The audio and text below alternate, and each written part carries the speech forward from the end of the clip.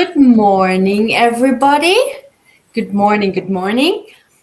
A very warm welcome from our side this morning to our today's discussion on EPALE, on culture in a situation of crisis. I am welcoming two wonderful guests, and I'm looking forward to the next 45 minutes of our discussion, and I hope you enjoy it too. With me today are two wonderful ladies. Julie, good morning. Darina, good morning. If you don't mind, I would like to introduce yourself real quick. So, Julie Ward is a board member of Culture Action Europe and former MEP who served on the European Parliament's Culture and Education Committee from 2014 to 2020. She gained a master's in education from Newcastle University as a mature student and her special interest in informal education through arts and culture. In 2021, she participated in the European Cultural Foundation's Tandem Cultural Management Exchange Program. That's a mouthful. Maybe you can say a sentence or two on what that is, with partners in the Ukraine. She was in Kiev in the days leading up to the Russian invasion, and I think against the background that we're currently in, I think, Julie, you will add a lot to the discussion, and thank you very much for joining us today. With us today is also Darina Jivogladova. She's a PhD candidate in culture studies and a cultural policymaker from Kiev, Ukraine. The main scope of her research is the common experience of international cultural cooperation. As a practitioner, she previously held the position of head of Creative Europe Desk Ukraine, as well as deputy head of the Ukrainian Cultural Foundation. Thank you very much for joining us this morning, Darina, and also a very warm welcome to you. Thank you. I have talked to you previously, and we had a quick chat, and I think it makes sense if we quickly start with a more general question. And I invite you both to give us a quick overview on your thoughts on that. So what do we mean when we talk of culture in a situation of crisis? Julie, can I invite you to start maybe? Yeah, okay. Well, even the word crisis became much more prevalent in our vocabulary over the past few years. And before we talk about the specific crisis of the war in Ukraine, I think that we discovered through the other crises, we discovered and rediscovered the importance and value of culture in our lives, particularly for well-being. And so during a crisis, I think we naturally want to try and find that state of well-being again. We kind of return to the point at what is it that makes us feel good? What is it that makes us feel alive? And, you know, people in Ukraine are fighting and fighting for their lives. They're defending their culture in a very visceral and very direct way. But I think there are things, there are cultural things that we always did. And so in a crisis, our attempts to carry them on become even more urgent.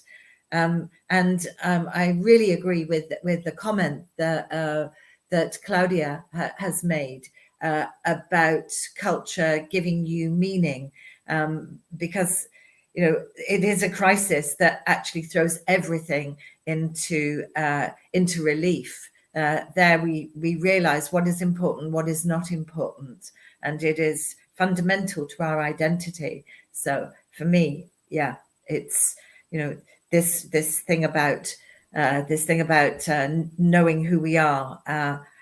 I maybe just want to talk about one other thing, which is culture has it has a particular gift to give when we have to make specific responses to things which are very troublesome, things which are very hard.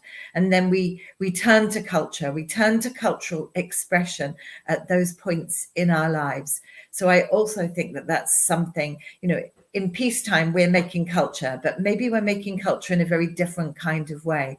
You know, when we are happy, we are making culture, but we are making culture in a different way. And suddenly we're in a crisis, and actually culture becomes this, it becomes a very powerful means of expression. So I think that, we need it more, because we need to express these things which are about life and death and well-being, and the fear that we may lose everything. Absolutely. Thanks. I think that was a very powerful opening statement. You mentioned that we do culture normally, and we now want to continue do it in a situation of a crisis as a form of continuity. I think you said it makes us feel alive. I find that very powerful. So thank you very much. Darina, do you want to add something? Good morning, everyone. I would like also to add to Julie, and also it was a powerful statement for you, Julie, that you say that it's the time where we are understanding who we are and our identity. And also when I'm thinking about culture in the times of crisis, I'm also like the first question for me is, what do we mean now by culture? And if for me it's more about the value system, and it's also about the culture codes, about the identities, about the meanings that we live, and in which we are talking about the crisis, we are talking about different now methods and tools, how these values can be protected, how these values can be maintained, how we can shout out loud about and fight for the values that are the main thing, the ground for the culture.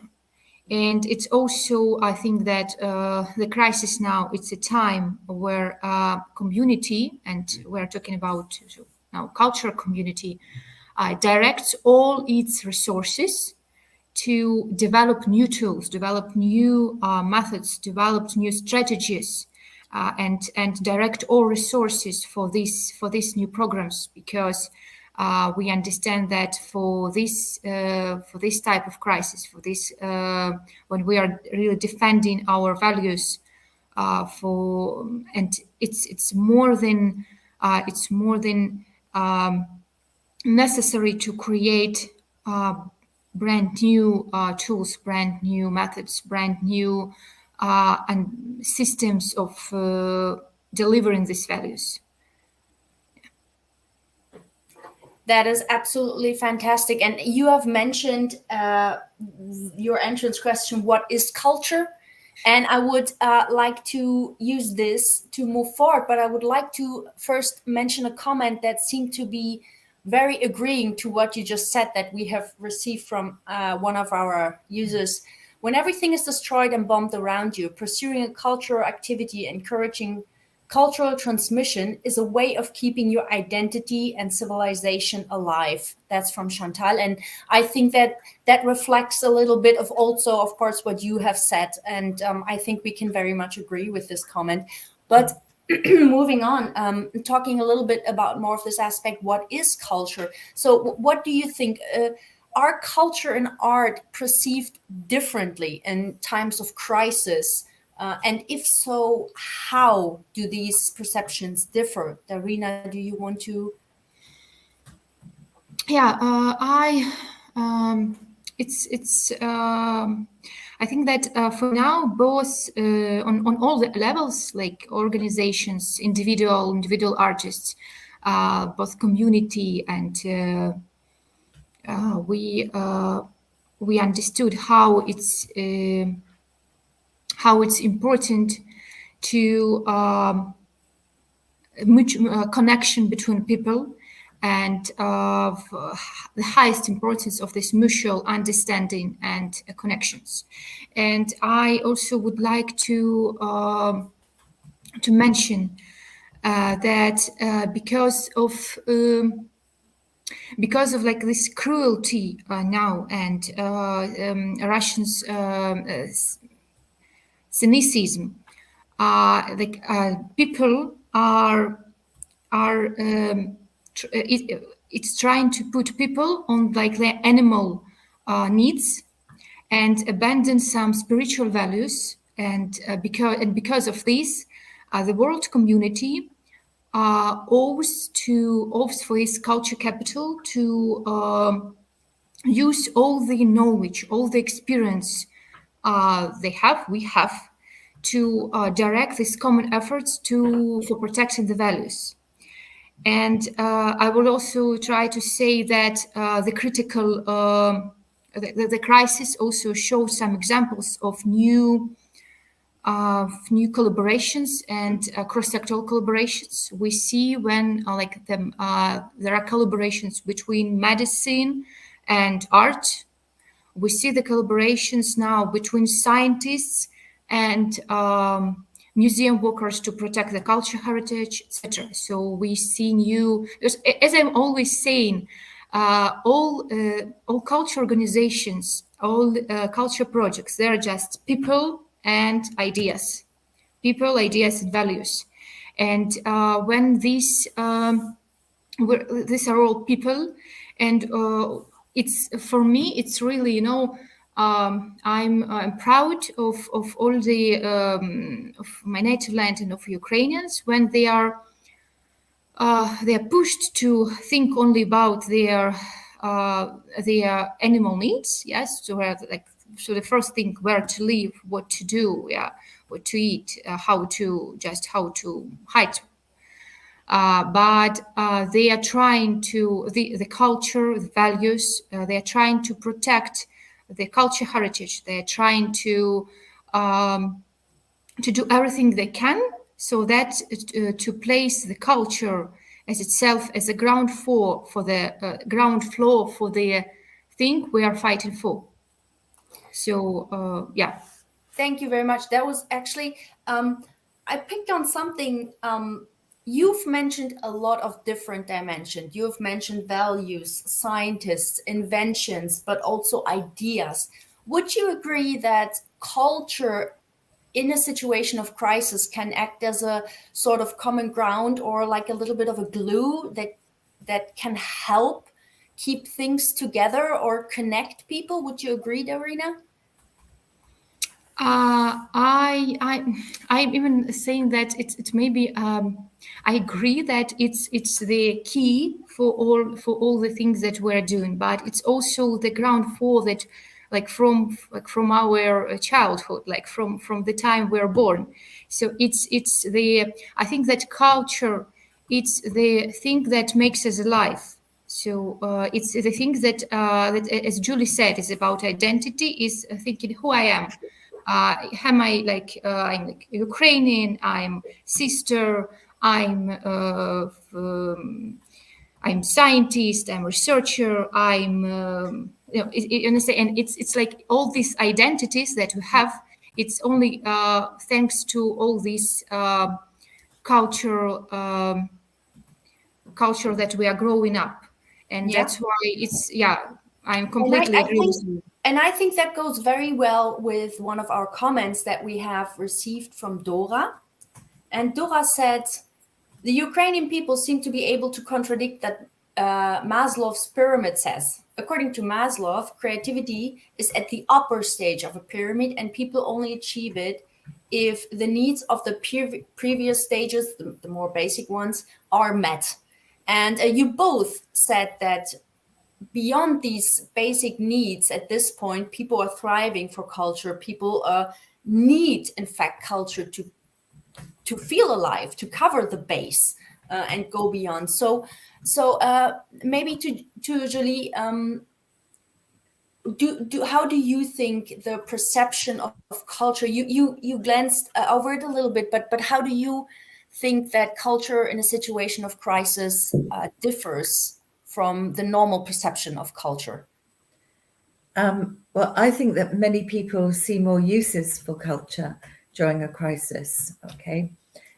Because it's such a powerful expression of identity, and it can provide huge symbolic significance during wartime. And I think we already saw, how people want to protect statues or monuments, or even how, if things are attacked, how people then try to take care of them or preserve them or mend them. And we saw this in the Syrian war also, that it wasn't unimportant to fight for and defend your culture and your heritage, that these things became absolutely very, very important. And people would often put themselves, their own lives at risk to make sure that the culture continued. So I think people saw these kind of broader applications of culture, and our relationship with culture became, we had to sometimes test ourselves, like, is it that important? Should we be fighting for it? Should we be putting culture before something else? And I think that what we've also seen is a kind of reworking of existing cultural expressions. So people using songs, using poems, using maybe quite familiar iconography, but using it in a very profound and kind of powerful way to say something about what is happening right now. So I think that the cultural sector itself kind of came out fighting, going, you know what, we have something really unique to offer. And, this is our way of defending culture. It's our way of being in the fight. So for me, people, I think people saw it as resistance as well. It is how we resist, is also to to make that expression of culture. So people on the front line, for example, singing, dancing. And I even want to talk about the protests in other countries too. So, for example, that very powerful protest that the women made in front of the embassy in, I think it was in Lithuania, was it? About the, where they made a silent protest about the sexual violence. So, we also see not just the people who are under attack, their culture is under attack and they're making a response, but we also see people in other countries beginning to use culture in a very, very different way and see its potential as not just something, kind of you might do on a Friday evening, like go to the opera, but here it's much more vital. Oh, absolutely. I would like to, so we talked now a little bit of also you have both mentioned how the perception of culture has changed, especially over the last couple of weeks, how it's been used to convey a certain message. So I would like to read a comment to you that we got from one of our users and then see what you think about it. So Agnes is saying, culture in a crisis is vivid, emotional, purposeful. The importance of culture in this time is invaluable because it provides support and encouragement. And I would like to follow up with a question to you both. Is culture exercised during a times of crisis a luxury or a necessity? Darina, I see Julie smiling with Darina. What do you think?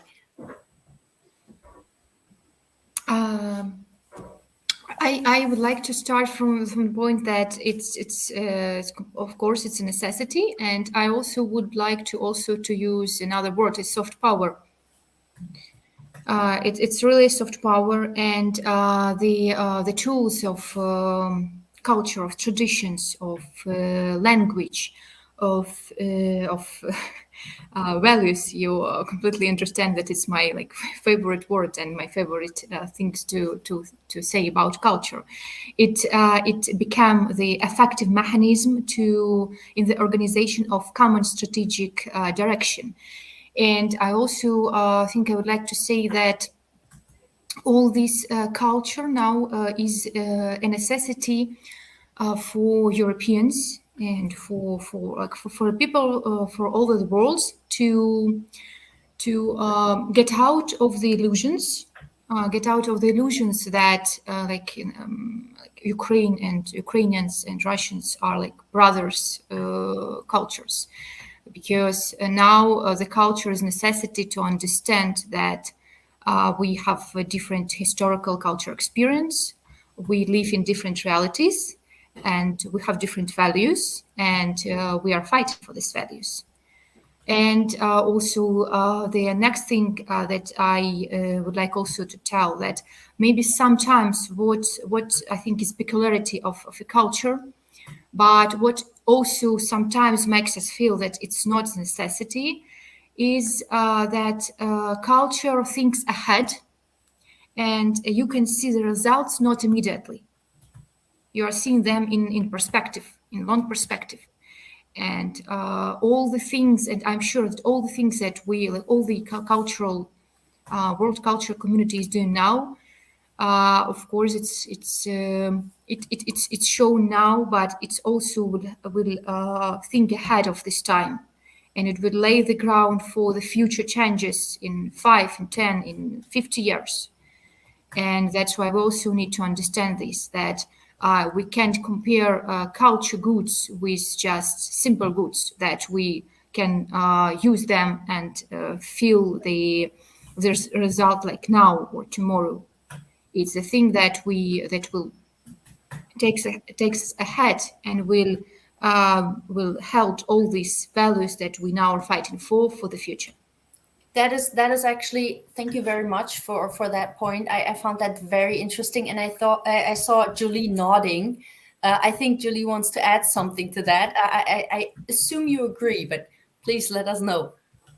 Yeah, well, it's an absolute necessity, isn't it? From cradle to grave, culture is, it is the thing that gives us so much meaning. And I want to remember when I went to Palestine many years ago, and I can the Palestinian people shared their culture with me. They shared their food, their music, their dancing, their stories, their different traditions. And I can remember being with a Palestinian politician and saying, how important is it, this culture in the struggle that you have? And they said, well, without culture, that it is a pointless struggle. There is no reason. So for me, it's an absolute necessity. And I think that the pandemic already set the stage for how important culture was in our everyday lives. And what we have to do is to make sure that the policymakers, the people who hold the budgets and the money, actually learn this and don't just decide that it's an easy thing to cut when everything is okay. Because if we don't have that culture around us in the good times, then we're reaching, like flailing about in the dark, going, where are the things that we really, really need? We need to absolutely strengthen and make sure there's proper support for culture at all times. So for me, this idea of luxury or necessity, it is something that I fought against, this idea all my life that culture is a luxury, because it was so easy for the politicians and the leaders, the people with the budgets, to make it the number one cut in times of austerity. And that was a terrible mistake. Okay, it was a big mistake to cut culture in the first place. So for me, absolute necessity. And definitely the public learned it during the pandemic. And now we see in this current crisis how important it is to communicate the struggle, the resistance, the protest, the incredible, courage, resilience of people. And we see ourselves reflected in that. And we think we would do the same. It would be us. And so I want to make sure, I was a politician and I was always fighting for those things. And it wasn't peripheral to our existence, to our lives as Europeans. Thank you very much. I think this is absolutely crucial to talk about, and it's a fantastic transition to my next question that I would like to direct to both of you. So you both have a broad background knowledge about the Ukraine and things that are going on, about the culture. So how can we support the preservation of culture and cultural activities during the time of a crisis? Julia already glanced at it, but I wanted to ask, what is it that we can do concretely? Well, I think that giving aid, giving money is an easy thing to do. And like many of you, I had, like, every day I have emails in my inbox with a simple, I can press a button and give money. But I don't think that's enough. I think what we have to do is to work within our specific sectors to reach out to Ukrainian cultural activists, different cultural groups and artists practicing, because that is where we can make a really huge difference, where we can think about what we have and how we can share what we have. And sometimes what we have is space, and that might be online space, that might be a real space. Are there Ukrainian artists whose work we can show? Are there Ukrainian artists and cultural activists who are refugees, where we can give them a living, we can give them a workshop space, we can give them a platform. I think it's up to us to look inside ourselves about what we can do. I think there's a huge job in terms of education. So because there has been much misinformation about Ukraine, people confuse Ukrainian and Russian culture very, very easily. And this is part of the battle, isn't it? This is part of the struggle right now to really show that Ukrainian culture is very unique, and the different expressions belong to Ukraine. They are not Russian. And so this is very important. I think that we use education right now in all our schools. We explain and share different Ukrainian cultural traditions, so that children who are watching this and very scared about what is happening and very confused about what is happening grow up with a different understanding and a much better perception and about the reality. And I think, yeah. Sorry, Julie, I was just thinking, I kept circling back to what you just said about providing money, yes, but providing other things, okay, yes, but providing space. I think that sometimes we get trapped in this loop of thinking, yeah, well, I cannot support this and that program. I don't have the money. I'm not the EU. But you are right. There's many different things that we might have not considered that can be provided, and one of them is space. That is great. I would like to invite Darina now to let us know. I think, Darina, you also had some additional information you wanted to share with the users.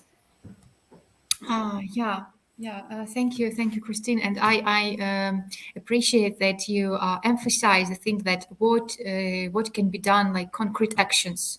So, like, also my motto is like not advise but act.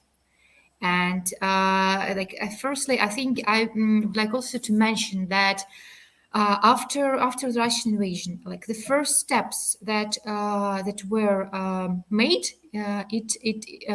it was the steps from Ukraine, like from Ukraine organizations, from Ukraine state agencies, and I think it's the right thing. So it's like the messages that were coming from Ukraine and all the culture organizations, they started for the first day, they started to informational campaign on the really, like Julie said, that on the exact things that are doing in Ukraine, what's happening, and also by the help of this informational campaign, a lot of international organizations and arts council from all over the world, as well as networks. They excluded Russian organization from its etc.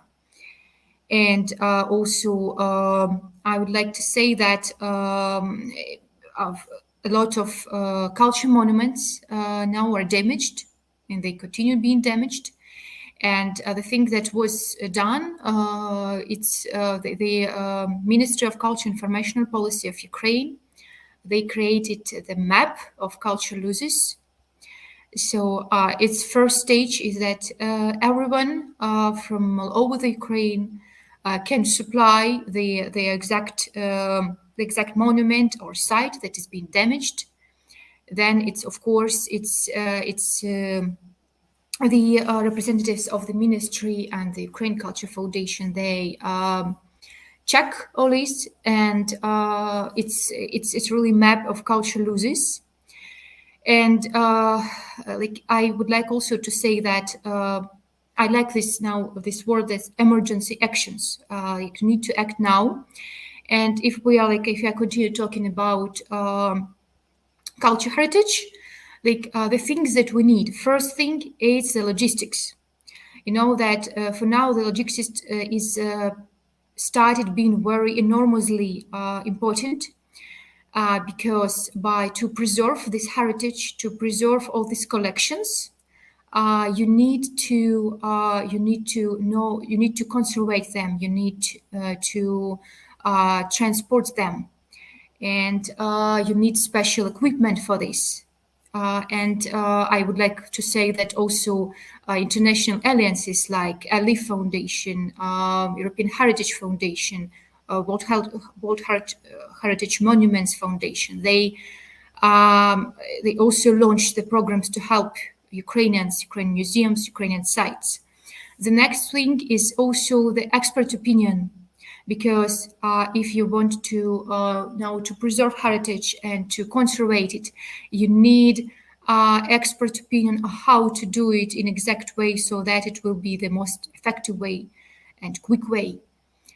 And also, I can say that the foundation fundraising companies also were being held.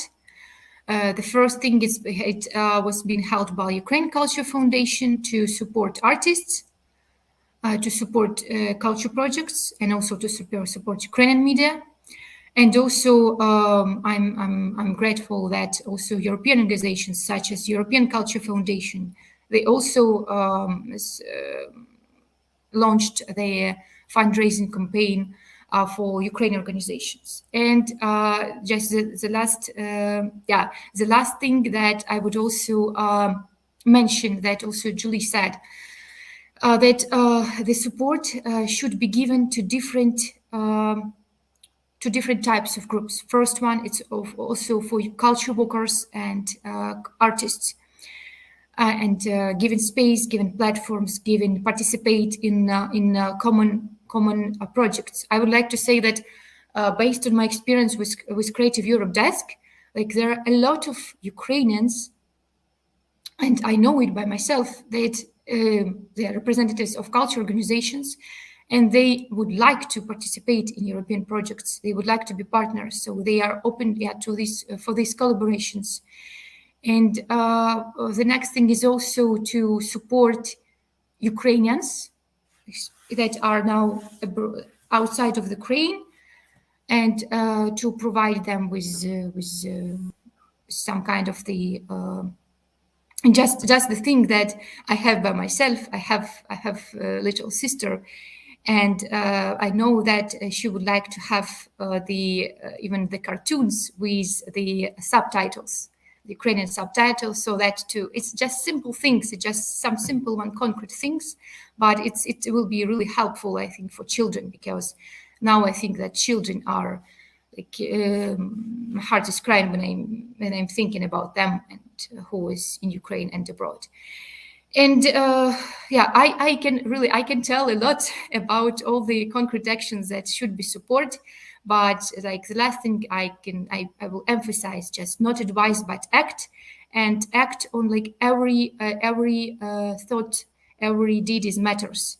No matter if you like, of course, it should be going for the European Union, for the big organizations, but also from every artist, every culture worker who can just be digging in the Ukrainian culture to understand what its features, what its peculiarities, and also as Julie said, and what are who are we, and and it will be also very a lot support to us. Thank you very much.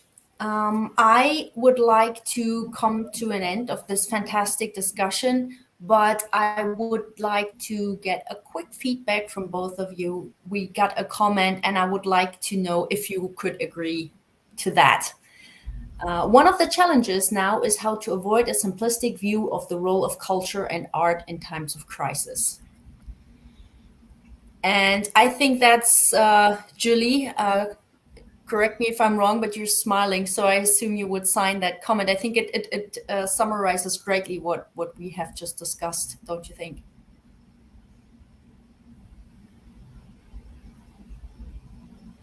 Do I need to unmute? Yeah, very much. I think this is my view anyway, that life is full of complexity, and you know, culture is part of life, and that means that it is also complex. But what I think we discovered is that the people outside Ukraine learned a lot very quickly. They heard that Ukrainian culture is very distinct and different from Russian culture. They learned that Ukrainians had a sense of humor.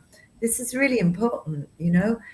They saw that people working in the arts will actually take up arms to defend culture. You know, that this is so important for people. You can have these, you know, you can be a civil defender, but you can also be an artist, a singer, a musician, a painter. And I think we didn't talk very much about Russian artists, but there are many Russian artists who made enormously important protests during this time. And I think that is also important to remember, that, you know, if we were in a country and our friends and our colleagues were under attack, what would we do? So, you know, all credit to the Ukrainian artists who resigned their positions, who did a protest, who made a public statement, you know, and who also stand in solidarity with Ukraine. Yes. Darina, do you want to add something? Yeah, I would like also to add that I think that now it's a time for the not the quantity but the quality of international cooperation.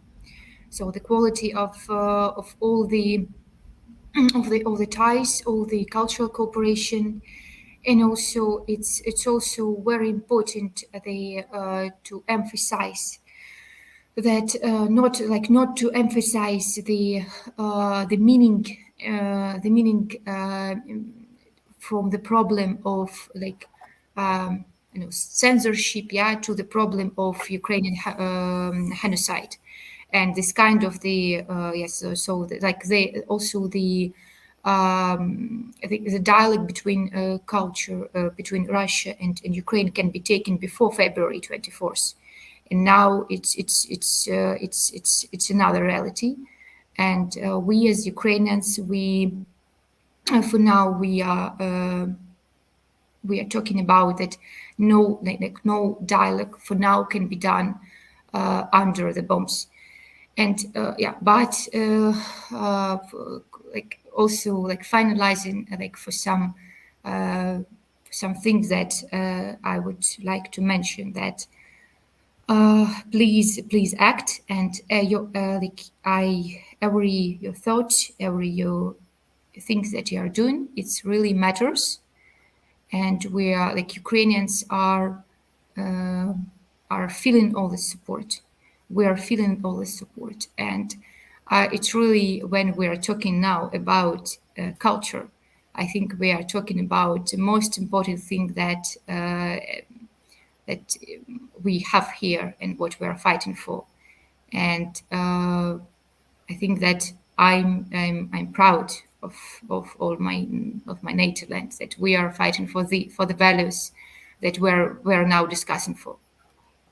Thank you, Darina. I can just also underline that we're in all of Europe, and I think globally are very impressed with the resilience of the Ukrainians, with their strength. And I also agree, and I thank you for your call to act, because some people might feel that they cannot do anything. They're in a position where they cannot participate, as we've mentioned before. I don't have the money, I can provide. That is not the point, especially, and this is also one of the reasons why we had this discussion today. You can participate through culture, you can raise your voice, you can state your opinion, and you can support the Ukrainians through that. And I thank you, Darina, for also mentioning that the Ukrainians do feel the support. I think it is important that others are encouraged to participate, to raise their voice, to support Ukrainians, because the voices are heard and they're coming through all the way to Kiev. So thank you very much for pointing this out.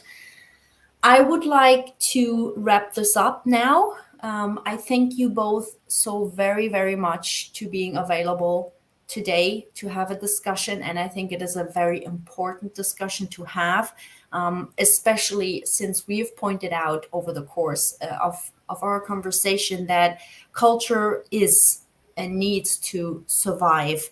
It is what is happening to support resilience, to support the citizens, and it is there to educate people, and therefore it is not a luxury.